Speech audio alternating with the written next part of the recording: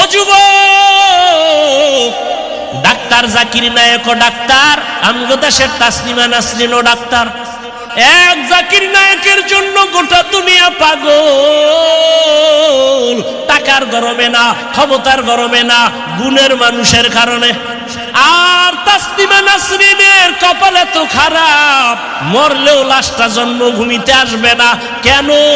Doctor হয়েছে, গুণের মানুষ হয় নাই। আর রহমান আল্লামাল কুরআন।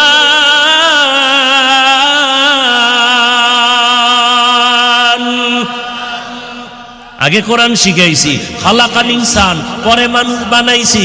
এবার গুণের মানুষ হইছেন নি? বিড়ি টানলে গুণের মানুষ হওয়া যায়? নামাজ নাই, গুণের মানুষ হন নাই।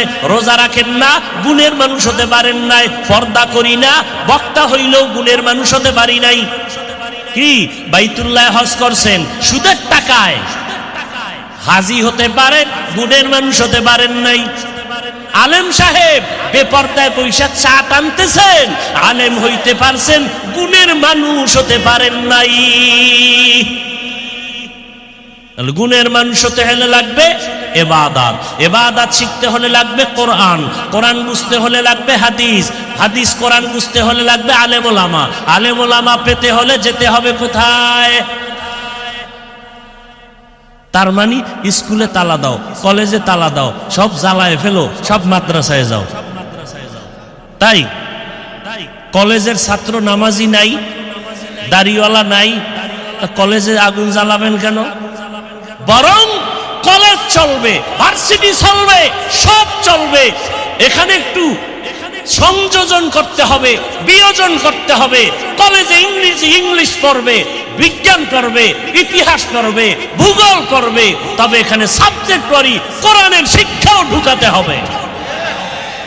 আলেমের পদাচরণ থাকতে হবে। এ কারণেই তো তাবলীগের লাইনে গিয়া আল্লাহওয়ালার সোয়া পাইয়া ঢাকা কলেজে পড়ে, মাথায় পাগড়ি, অনেক বড় দাড়ি, অনেক বড় জামা, পরে কই ঢাকা কলেজ। তাহলে কি বলা যাবে কলেজ খারাপ? না, যে ইবাদত করে না ওইটা খারাপ।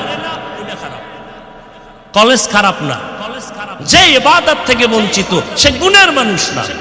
মূল কথা ওলামায়ে কেরামের সাথে সম্পর্ক হলেই সে কোরআন হাদিস জানবে, জানলেই ইবাদত করতে পারবে, করলেই গুণের মানুষ হবে। গুণের মানুষ হলেই সে ডাক্তার হলেও জান্নাতি, ইঞ্জিনিয়ার হলেও জান্নাতি।